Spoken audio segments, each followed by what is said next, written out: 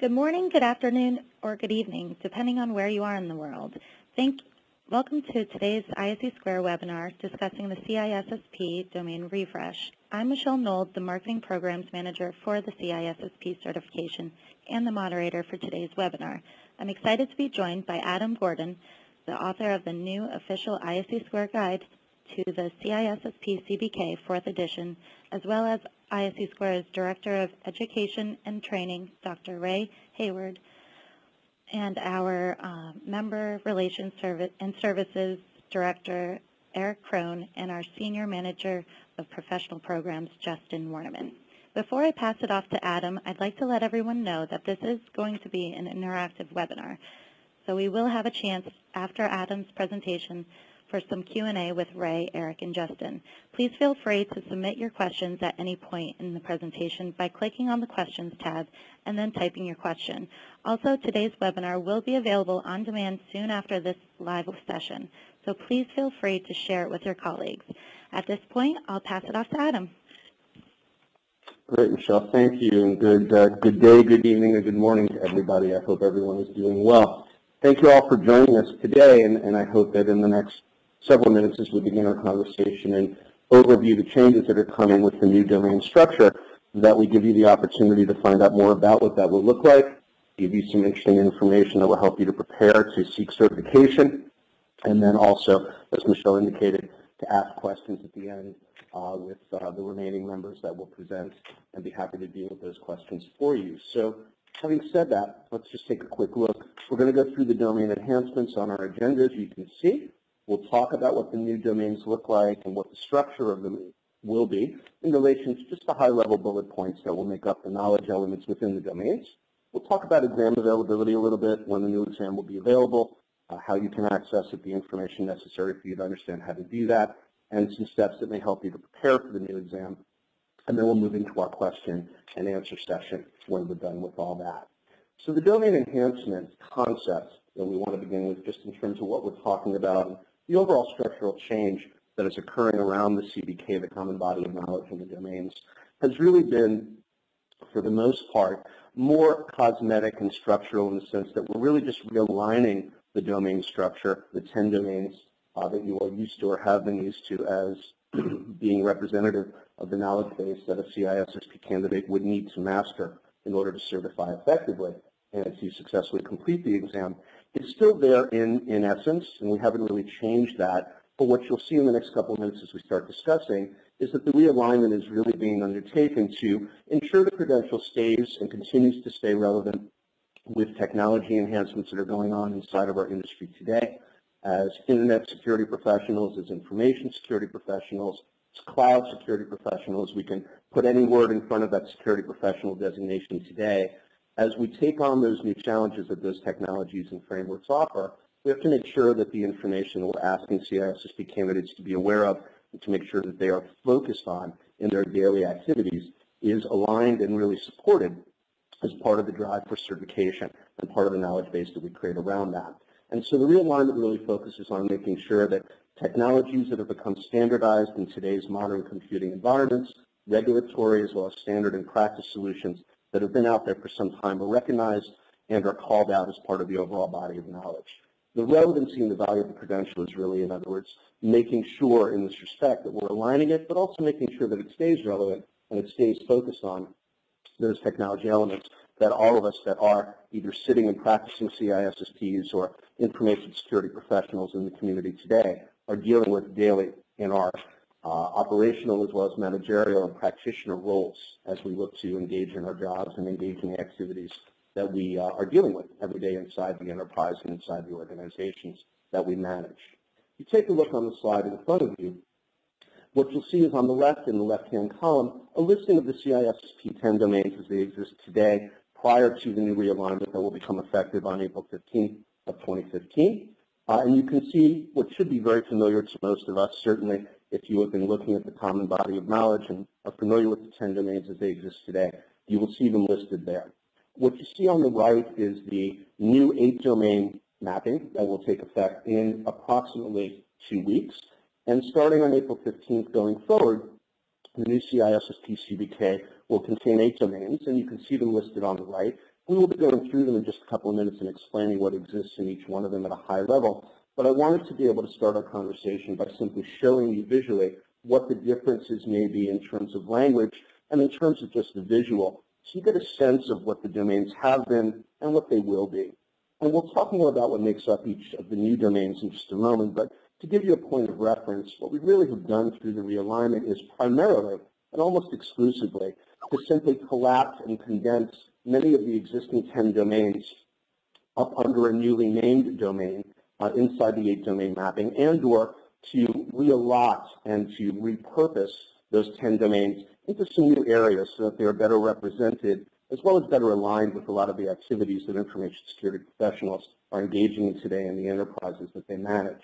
And so at first glance, while you look at the list on the left, for instance, and we see cryptography, which is currently domain 5, and we look on the right in new domain mapping and don't see cryptography called out separately, and that may or may not be of concern to someone who's looking at the domain mapping, what we'll find as we delve a little deeper in our conversation in the next few minutes is that cryptography does indeed exist and still does exist in the new domain mapping, but it's simply been moved and is realigned under the communications and network security domain, the new domain 4 currently, and primarily is represented there.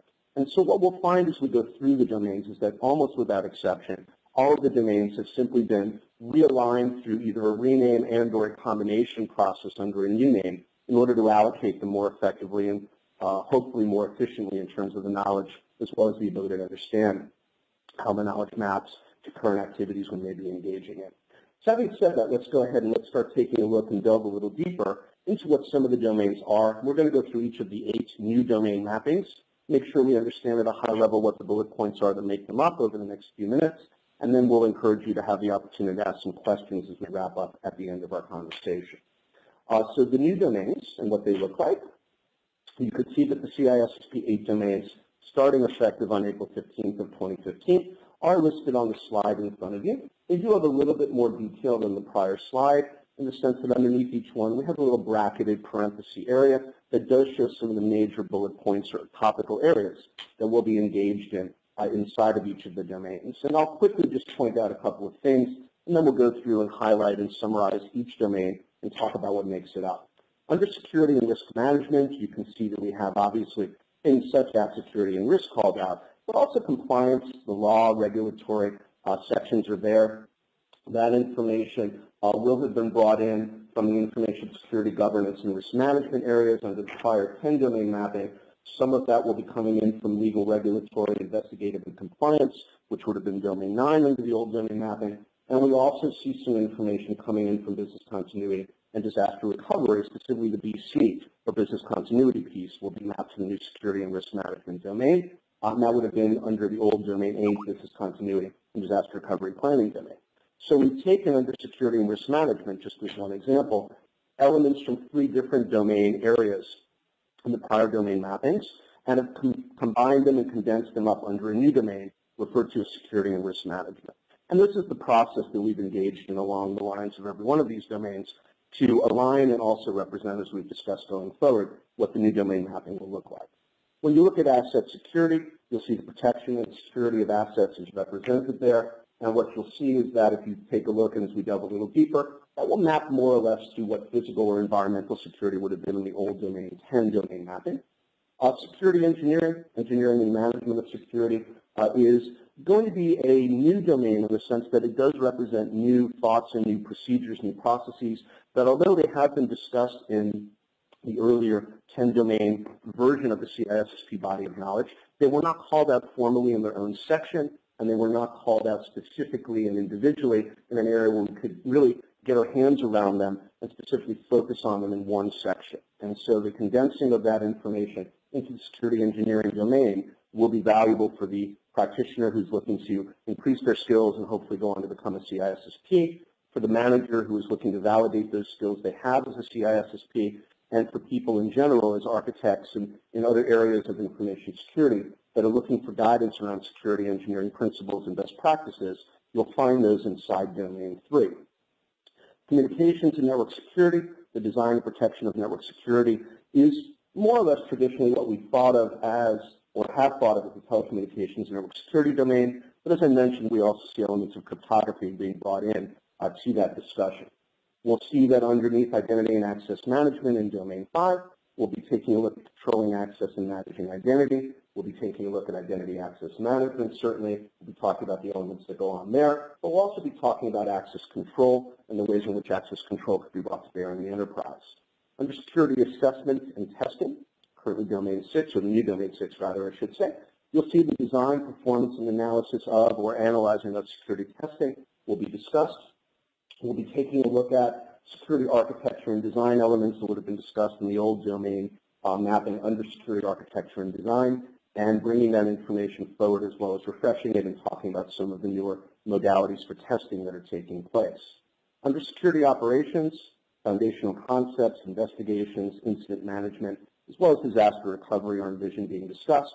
This will allow us to take elements from operational security and the old domain mapping, elements from the BC and DRP conversation, specifically disaster recovery, and elements from the legal, regulatory, investigation, and compliance domain, and put them together into one place where they all properly form together. They'll also flow because these are all elements that are related to security operations in one form or another, and having them under that title as their own domain allows us to focus on them more forthrightly. And then software development security, understanding, applying, and enforcing software security allows us to bring the conversation from the software development security domain, the old domain mapping, forward into this domain and really focus on it here. So this will be the roadmap that we're going to follow over the next few minutes and explain and discuss and delve a little deeper into. Let's begin by just delving into the security and risk management domain. We have a high-level summary slide for each of the domains. It gives you a sense of the objectives to be achieved, and then we'll look at some of the points that make up, or some of the supporting elements that make up the domain and the knowledge mapping within it. So with security and risk management, what you can see is that we are going to be able to go through and focus on framework and policy, concepts, principles, structures, and standards that are used to establish the criteria to manage information assets, but also to look at effective protection for the organization. Focusing on risk and the importance of risk in the enterprise today is one of the most prevalent activities that a security professional needs to be thinking about engaging in, whether they are a CISSP, whether they are an SSCP, whether they are a forensics professional, a healthcare professional, or maintain any of the various certifications that ISC Squared currently has in market, or are not certified and are looking to become certified as a first step towards broadening their information security career. Risk is an element that we have to address and deal with in any and all of those areas. And so focusing on it is going to become very important and very central to what information security professionals need to do. The focus on governance, organizational behavior, and security awareness is called out because we need to make sure that information security professionals today understand the importance of not just identifying and associating risk in the enterprise with action, with remediation, with governance, and with control, but broadly communicating that and making sure that awareness is as broad as possible in the organization to affect organizational behavior and make sure those changes are happening that are positive as opposed to negative around the management of risk. And so those are some of the things that we focus on in the security and risk management domain. You'll see that as we delve a little deeper, some of the supporting elements specifically that will be topical objectives that we carry out and or focus on within the security and risk management domain, understanding confidentiality, integrity, and availability. The traditional three pillars of information security that we always speak about are represented in every domain. The governance and the idea of applying security governance principles to information security management and risk are going to be discussed. We have a focus on compliance. We take a look at and try to make sure we frame the conversation towards understanding legal and regulatory issues that may pertain to security and information security. We really try to broaden that and do so in global context as much as possible. Oftentimes we are guilty, and I think this is broadly as a statement to everybody listening, we tend to be a little bit guilty sometimes of thinking about our world in terms that we understand and focusing on our particular point of reference. And as a result, we may sometimes miss the broader context in either a conversation or within an environment. And globalizing that conversation and globalizing the focus by calling it specifically out as a global thought process reminds the security professional that they have to be aware of the fact that there may be external mitigating circumstances or things that they have to think about beyond just the scope of the immediacy of their particular environment. We want to make sure security professionals are always thinking about that. And so we call that conversation out within the global context as much as we can. The idea of professional ethics is always very important, and not just the ISC Squared Code of Ethics, but in general ethical behavior and ethical constructs that have to be brought to bear around management of security and identification of risk are discussed. The development and implementation of documented security policies, standards, procedures, and guidelines, the four things that really help us to understand how to pursue a security program and to identify and manage risk within the enterprise, will be discussed, will be defined, will be put into context of security and risk management. As we continue, you'll see that we have the ability to understand business continuity requirements, contribute to the overall security of personnel, meaning general overall security of the individuals and the group dynamic that makes up our enterprises and how we manage that through policy, understanding and applying risk management, and applying and understanding threat modeling and how threat modeling can be brought to bear to help us not only to identify and understand risk, but also to manage it within the enterprise. The integration of security from a risk consideration perspective around acquisition strategy and the ability to understand how to apply acquisition strategy to our everyday practice of managing not just infrastructure, but also managing the enterprise at large, helps us to be focused on elements such as supply chain risk. Now, supply chain risk may become a very important focal point for organizations that are can either be partnering or somehow have a third-party presence they have to integrate into their risk management thought process. And then overall education, training, and awareness, as we always talk about, is a key focus here, but is also a theme that will occur throughout many of the domains. So as we think about security and risk management, before we move into asset security, we're really thinking about the ways in which we can identify the risks the organizations may face, and then really help to bring that knowledge of those risks to bear for the organization in terms of creating the culture, security awareness, and the communication that allows security professionals to manage that conversation internally. When we look at asset security, domain number 2, you'll see we provide, and when we focus on, again, concepts, principles, structures, and standards, but really around the idea of monitoring and securing assets and the controls that have to be in place in order to do so. We focus on confidentiality, integrity, and availability, and we're really thinking about the ways in which security professionals, also security practitioners, and architects of security or enterprise security frameworks are going to be able to look at asset security and help to understand or help to interpret asset security for the organization. The classification of information and supporting assets is discussed, the ability to determine and maintain ownership, who is the owner of an asset, who is the responsible party to manage, who is ultimately accountable for the asset. So we take a look at information in terms of identifying it as an asset, and think about data owner and data custodian, and think about the abilities to be able to ascribe accountability and responsibility within the enterprise around an asset such as data. We take a look at protection of privacy. We talk about emerging trends in privacy today, taking a look at not just North American-centric, but European and indeed global takes on privacy from a regulatory and a statutory perspective, and that information is discussed as part of this. Ensuring appropriate retention policies are in place and how we identify what those may be. The determination of data security controls and the establishment of handling requirements are also key elements that we discuss and delve into.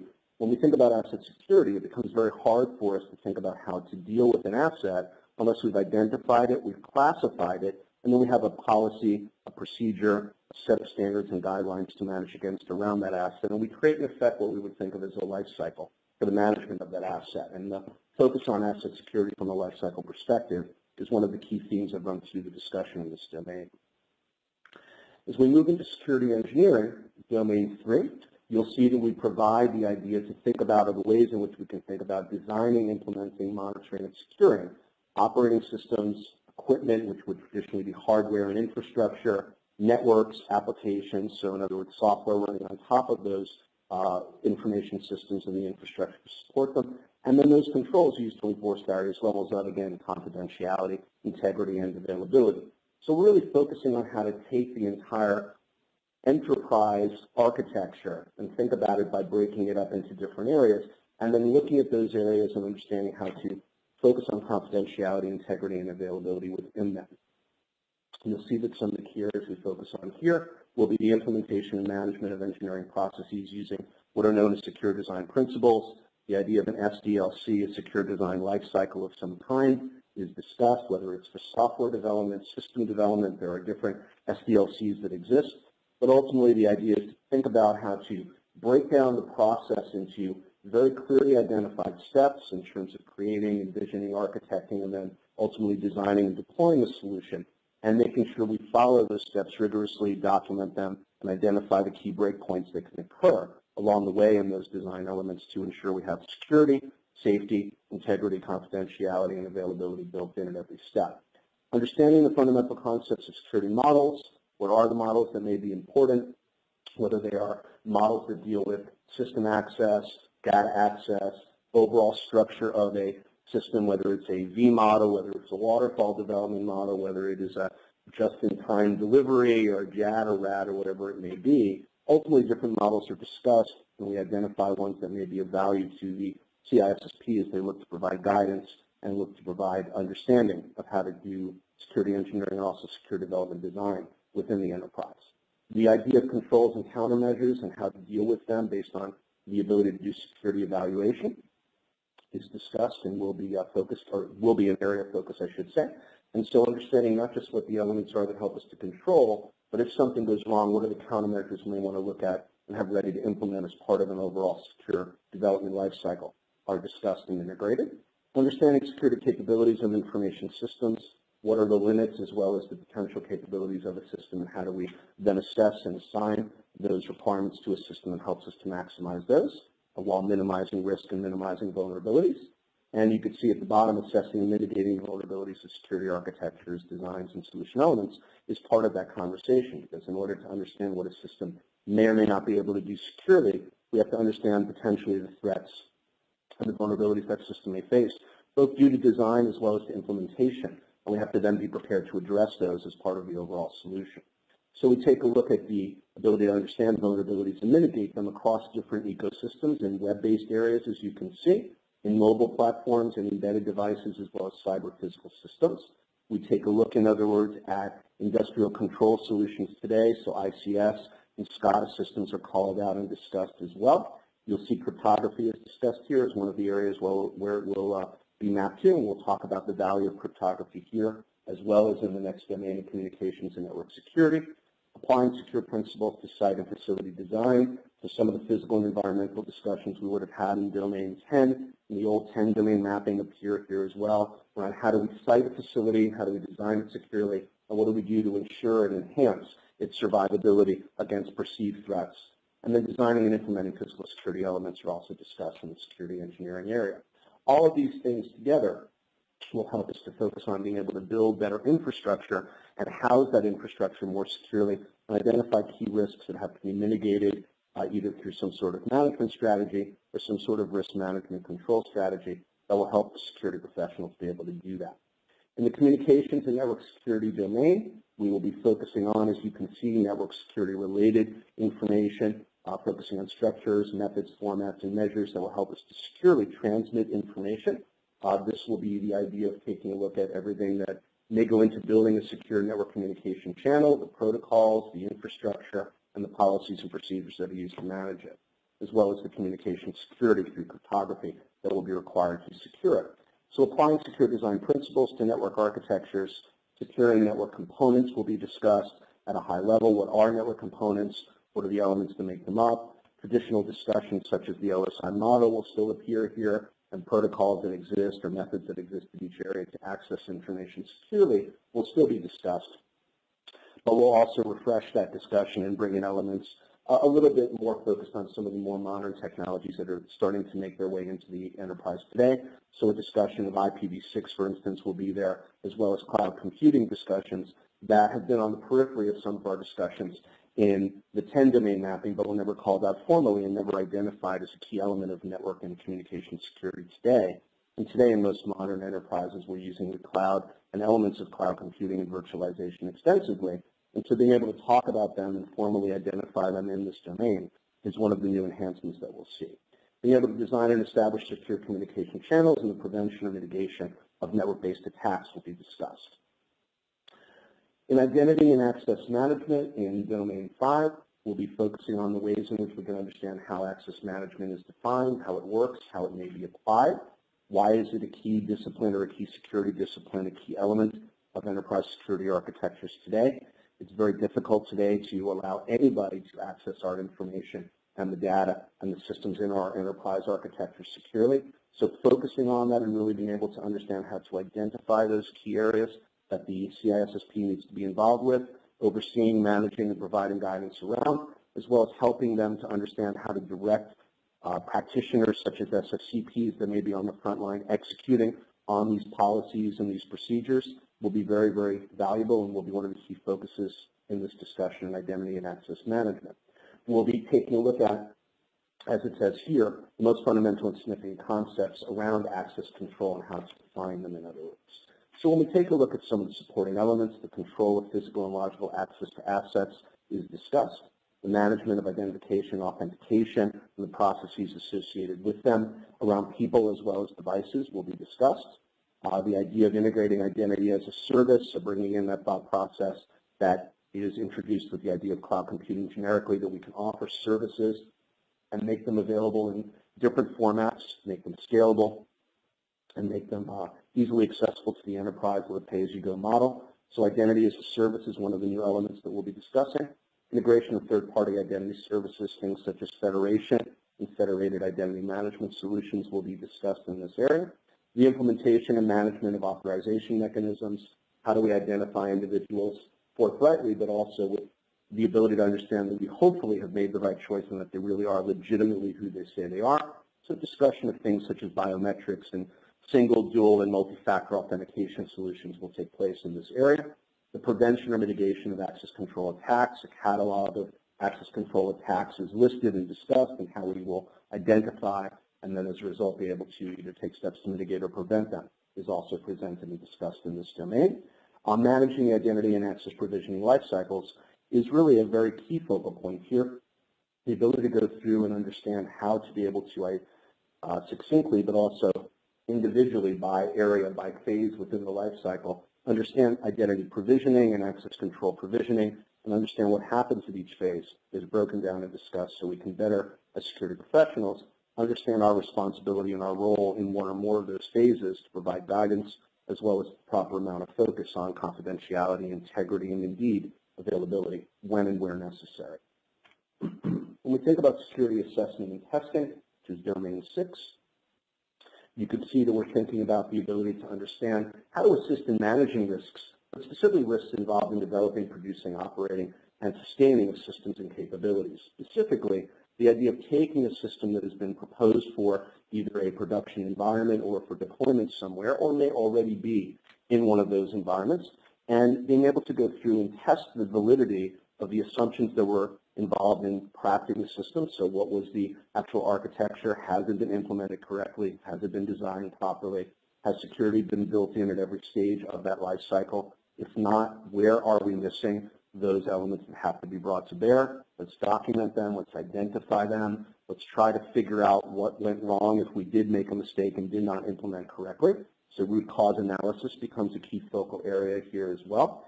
And really understanding the methodology or methodologies, if there's more than one involved, that a security professional will need to engage in with security assessment and testing is one of the key focal areas of the domain.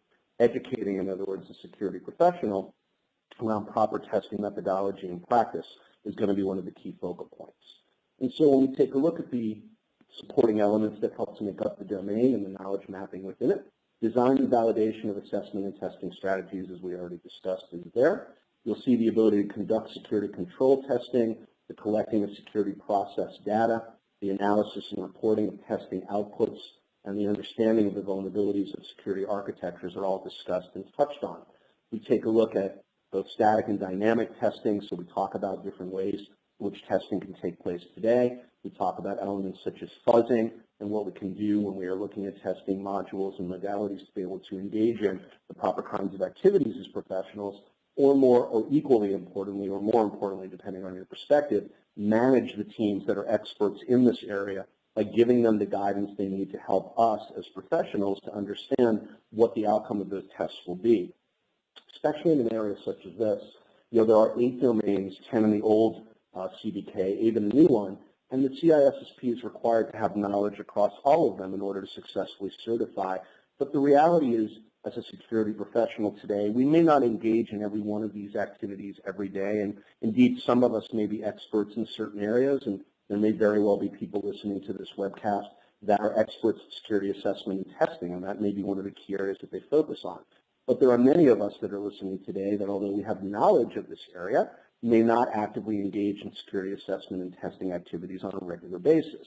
That doesn't mean that as a CISSP, you are not qualified to understand how to provide guidance in the organization for the enterprise around these activities, but it does mean that you may rely on a team of one or more practitioners or experts that do this daily and have those skills mastered, because this is what they do.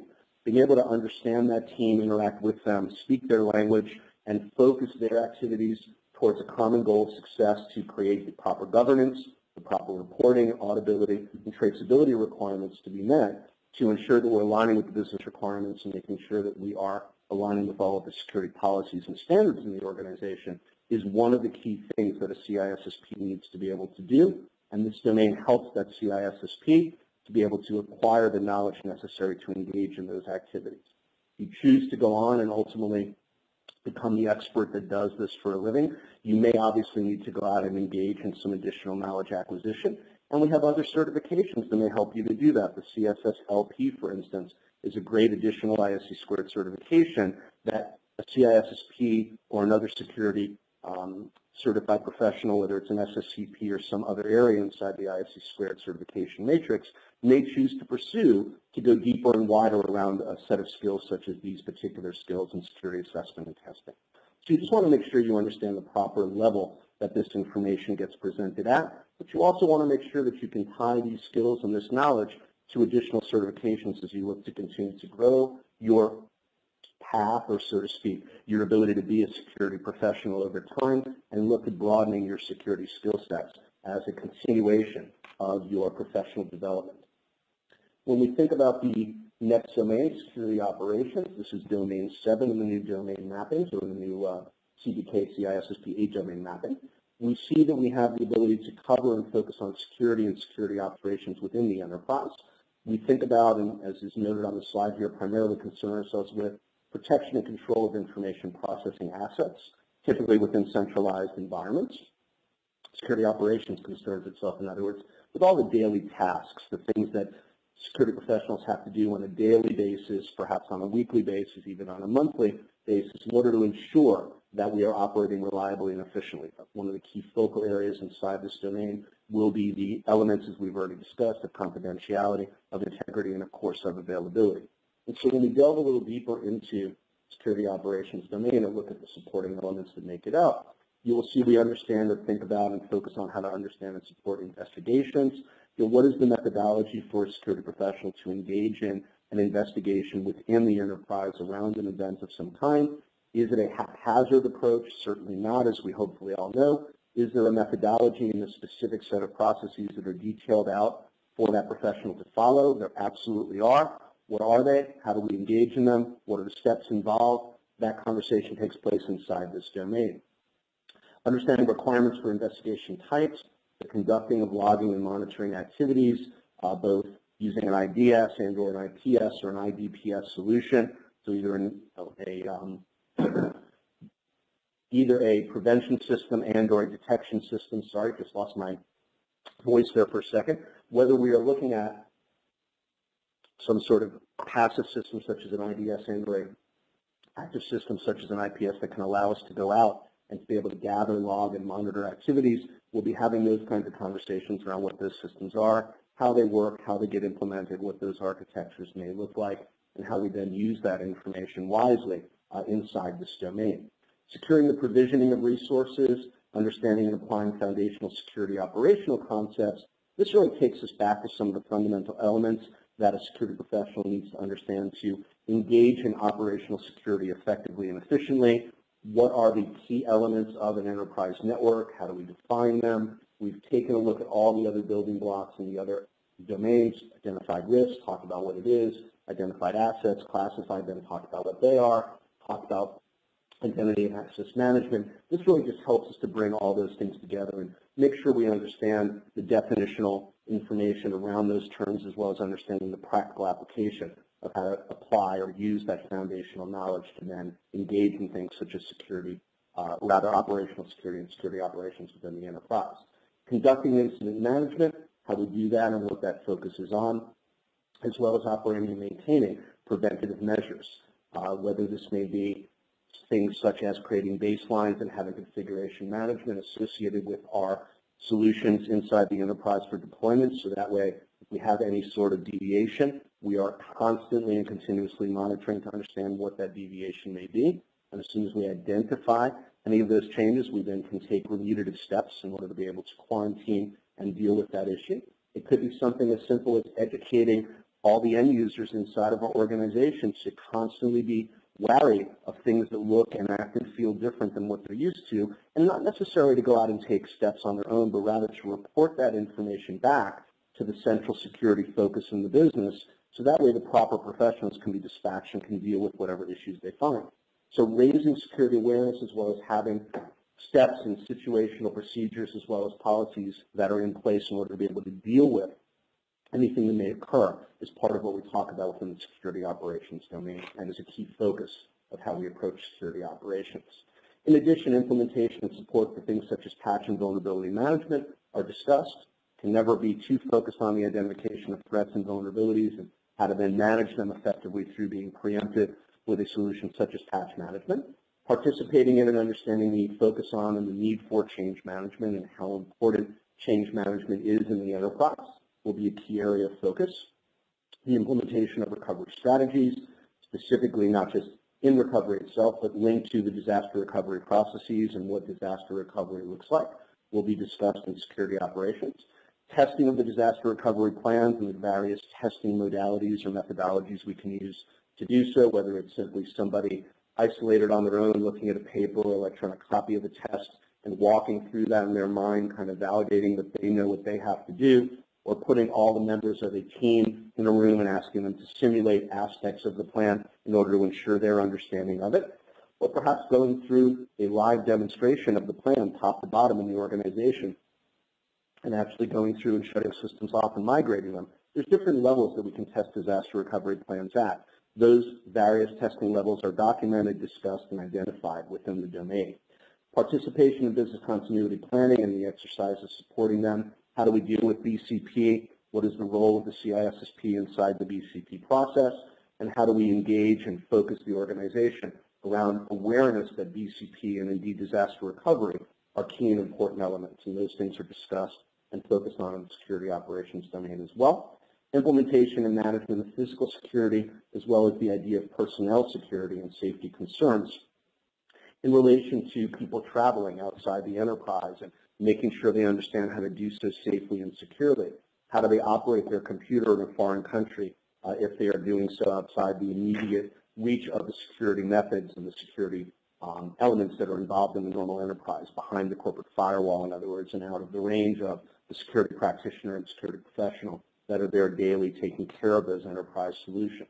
So we focus on elements that really need to be discussed, communicated widely, and make sure the education as well as the knowledge elements are there to ensure that when people travel, when people are engaged in activities outside the organization, they are doing so in a secure, safe, and hopefully focused way. So we'll be dealing with those elements inside security operations inside this domain as well. In the last domain is software development security. You can see we are talking about and touching on the idea of the enterprise security architecture and the elements that make it up, the idea of application development and how we do that securely within the framework of the enterprise security architecture are discussed or will be discussed inside this domain. Many incidents, as we call out here in the high-level summary, involve software vulnerabilities in one form or another that we deal with daily.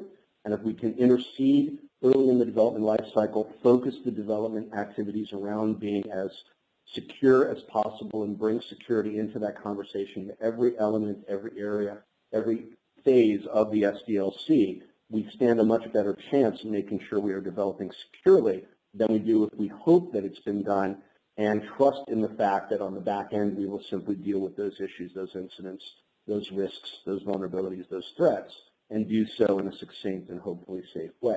So it's really about making sure that we are focusing in, if at all possible, on the elements that have to be a part of a secure development thought process within the enterprise architecture. And that's really what the software development security domain will be focused on.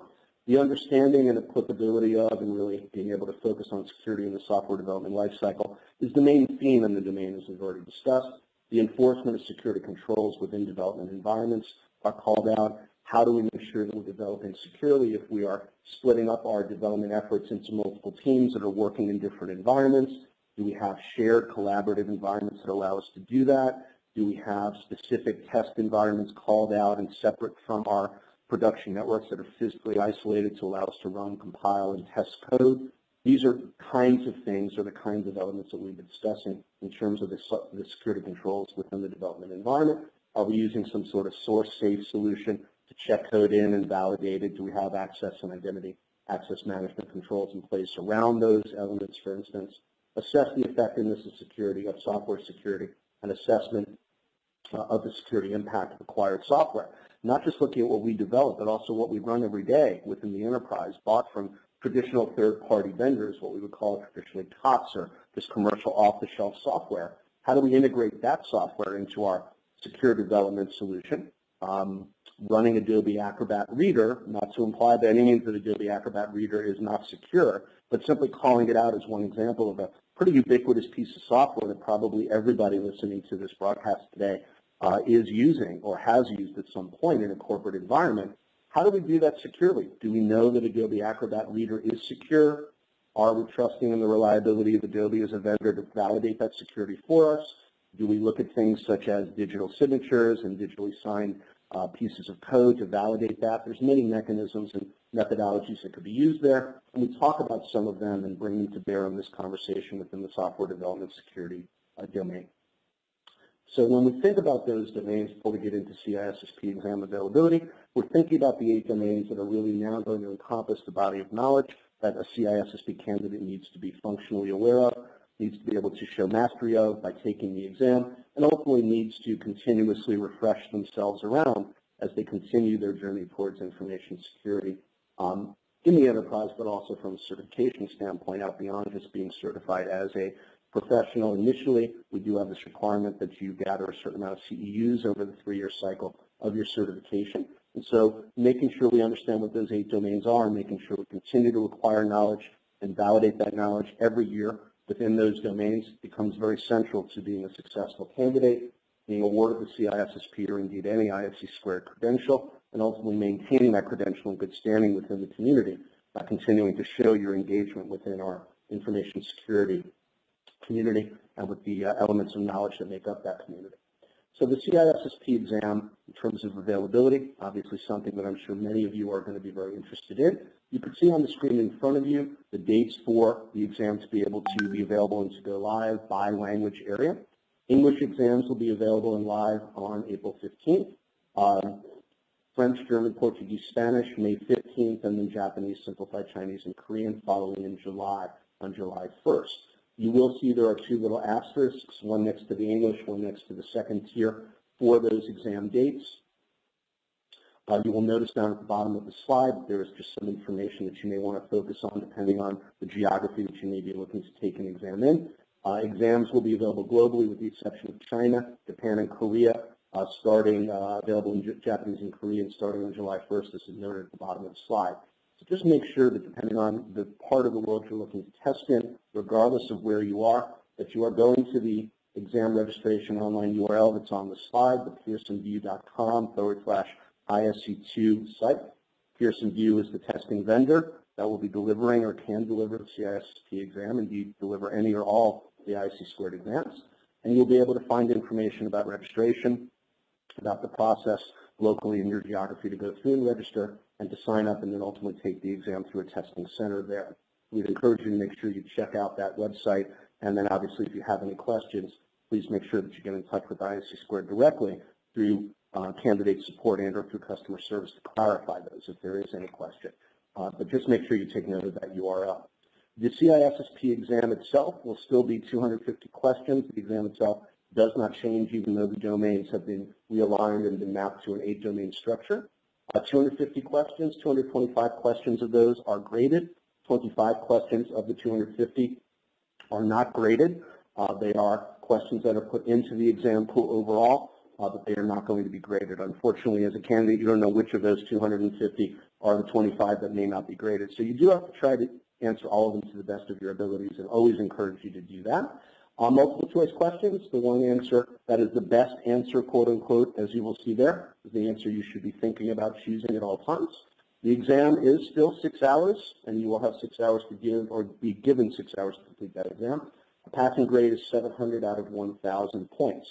So logically think about the fact you need to answer 70% of the questions correctly out of the total number that are graded in order to be able to pass the exam. So just be aware of that and make sure you are focused on that as you prepare. Again, if you do have any questions, I encourage you to follow up with ISC Squared directly, the candidate services, to clarify those if necessary, or indeed ask them at the end of our presentation here in the next couple of minutes as we get ready to open up for Q&A. All right, in terms of preparing for the exam, just by way of finishing up before we open up for our question and answer period, so ISC Squared does provide many avenues and venues for you to be able to prepare for the exam. On the slide in front of you, you will see that we do have official ISC Squared training seminars that are available as of today, and you can find out more information about them by going to the ISC Squared website. We do have the official ISC Squared guide to the CISSP CBK textbook that is available now as well. That is the 4th edition of the book that is currently out and available through iTunes. We have a Kindle version. You can buy the hardcover copy through many, many vendors. It's available on Amazon. You can find it in different places. We also have the official ISC Squared, or will have the official ISC Squared practice tests available to support the new CISSP domain mappings. Those will be out sometime in mid-2015, so you can look for more information about those coming out over the next couple of months. In terms of the exam outline, if you want to go out and download the Candidate Information Bulletin, the CIB, and take a look at it, which does provide the comprehensive overview of the domains, all the key knowledge areas, as well as all the requirements to qualify to become a CISSP. And it does have a suggested reference list in terms of books and follow-up materials that may be valuable to aid you in studying. We'd encourage you to go take a look for that and download that. You can see the URL at the bottom of the slide, www.isc2.org/exam-outline is where you will find that, and you'll be able to register online through the website and then get access to the CIB to download it if you would choose to. Would strongly encourage all of you listening that are contemplating taking the CISSP exam to download the current exam outline. Make sure you are familiar with it, and most importantly, just go through and understand the qualification requirements necessary to successfully go through and navigate ultimately to becoming a CISSP. The official textbook, as I mentioned, is out and available. You can see a screenshot of it there. It is aligned to the refresh date domains. It does have a glossary with over 400 terms in it. So it's a very comprehensive glossary. One of the new things we did in this refresh of the book was to create a comprehensive glossary at the back that could be valuable as a reference for you. There are review questions, roughly about 20 or so per domain at a minimum. It is certainly, as you can see, the only textbook currently endorsed by ISC Squared formally. It's put out by the organization, and we encourage you to think about acquiring that as one of the ways in which you can learn about the information, but also prepare and study for the exam. Please feel free to look at the URL at the bottom of the slide, isc2.org, official ISC textbooks, and please take a look at it if you feel that it's of value. We would encourage you to think about acquiring it. All right, with that, you can see the official ISC2 Squared training seminars are available. I did mention they are available now. They are taught by authorized ISC instructors. Very, very important to think about that and be aware of that as well. You are getting the training directly from people that are authorized by ISC Squared to deliver it formally and to deliver it properly, and that's a very important distinction in the marketplace today. There's a student handbook that is associated with the class, and you get a copy of that as part of your attendance. It is official ISC Squared coursework. We do have real-world learning activities and scenarios that are engaged inside of that class. It is interactive, it is engaging, and it's a wonderful way to go through the 5 days in order to prepare properly and formally and be focused for the exam. It's available in multiple modalities, online, in class, or as private on-site training solutions for a company that may have a group of individuals that they want to train in their own environment. So you can follow up with ISC Squared, as you can see at the bottom of the slide there, if you're interested in one or more of those options, and would encourage you to think about doing so.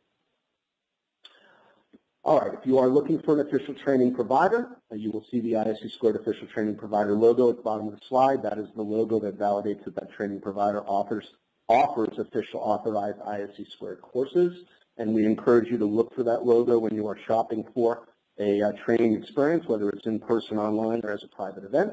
You don't see that logo, then obviously that training provider is not representing ISC Squared officially, so just be aware of that. But you can find a education affiliates page at the ISC Squared website that will help you to understand who the official training providers are within your geography, and that URL is up on the screen in front of you as well. All right, we're going to open it up to Q&A right now. I'm going to turn the presentation back over to Michelle. She's going to invite our other presenters in to answer your questions. I just want to thank you all for your time and attention for the webinar today, and thank you all for being so interested in the domain refresh and the update that you were willing to tune in and to register for the webinar. Thank you, Adam, and thank you everyone who's been sending in their questions. We've had a lot of great questions come in. So let's get started. This question I think would be good for Ray. I just finished the 10-domain training course last week. Is it a waste of time to study with my materials for the new test? I wanted to take the test within 6 weeks. Thank you, Michelle, and thanks everyone for joining this afternoon. There's been a lot of questions about current materials versus new materials, so I think we can answer a lot of questions by what I provide. First of all, this is an experience-based exam, so whether you're studying with the current material or reading the current 3rd edition CBK guidebook, or purchase the new 4th edition, or go to a more recent training seminar, you should be adequately prepared or confident that you'll have success with your current knowledge and the information that you gain by reading either the book or attending the seminar. Okay, thank you, Ray. Now the next one for Justin. When will the CISSP certification exam change to the new format, and can I take this certification exam under the old domains for some period of time? Yeah, thank you, Michelle. Thanks, everyone, for joining today. So basically, the new exam is in effect come April 15th. After that date, the only exam you'll be able to take is the 8-domain exam and not the 10-domain. Thank you, Justin. Now here's one for Eric. How do the changes affect current CISSP holders? Well, thank you, Michelle, and thank you, as the others have said, for everyone that's joining us today. As Ray discussed, the CISSP is really designed to measure 5 years of experience in information security. It's really an experience-based exam. And throughout the years, the CISSP is constantly updated with new questions related to the current InfoSec issues. So the changes in the domains and how things align there will not really have a big impact on how current the CISSP is, and therefore won't make much more of an impact than the year-to-year changes do for the existing CISSP holders. Thank you, Eric. Let's see. Here's another one for you, Eric. If a person takes an exam before the April 15th date but fails, what version of the exam can they take after the 30 days? Thank you, Michelle, again. This kind of goes back to what Justin had just said, and if you look at slide 27 when we have those a little bit later, that's the one with the chart with the exam availability. For the English exams, it's going to be the 8-domain exam. That's going to be the one available after the April 15th. For the French, German, Portuguese, and Spanish, it's not going to be available at all until after May 15th in those languages, and that's also going to be the 8 domains.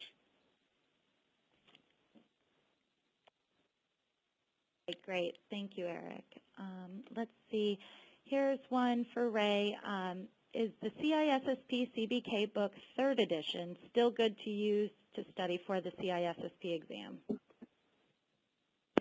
That's a very good question, and I think I kind of answered it a little bit before. Since this is an experience-based exam, I think you should feel confident that the material that you're covering in the 3rd edition will be sufficient for you to be successful going forward, not only as a professional, but also to partake in the exam. Okay, great. And then here's another one for you about the book, the new book. Someone said, I tried buying the new hardcover book on Amazon and it's showing up that it's sold out. Where else can I buy it? We sell it on Amazon, and yes, it is currently on back order. We also sell through CRC Press. They're the printer of the book, and you can go to their website and currently order it. And one of the things that we do offer as a benefit for our membership through the CRC Press is a 50% discount, all books ordered through there, and free shipping. Thank you, Ray. Let's do Justin. Will I receive my results immediately after I take the new exam? So that's a great question. So basically what happens after a new exam is released, our testing vendor does a psychometric analysis on the results. So that will typically take 6 to 8 weeks before test results are released with this new exam. Great. Thank you, Justin. So another question that came through quite a bit was asking if the presentation slides were going to be available. And yes, they will be available. I will make sure I send an email to all of you with a copy of the slides. And then also, since we don't have enough time to verbally answer all of your questions, I will work on getting all of your questions answered soon and send it to you guys through email because there's just so many and we can't get to them all, unfortunately, today. So that's all of the time we have right now. I want to thank Adam, Ray, Eric, and Justin for taking the time to join me today. And for the audience, thank you all for attending. I hope you found this session helpful. I'd love to get your feedback, so please rate the webinar and provide comments at the end of the session. And don't forget to check out the attachments tab for links to some of the CISSP resources. I included a direct link to the CISSP exam outline, so that would be a great resource to check out. Also, I want to remind you that this session will be available on demand, so please feel free to watch it again, share it with your colleagues. It will be available soon after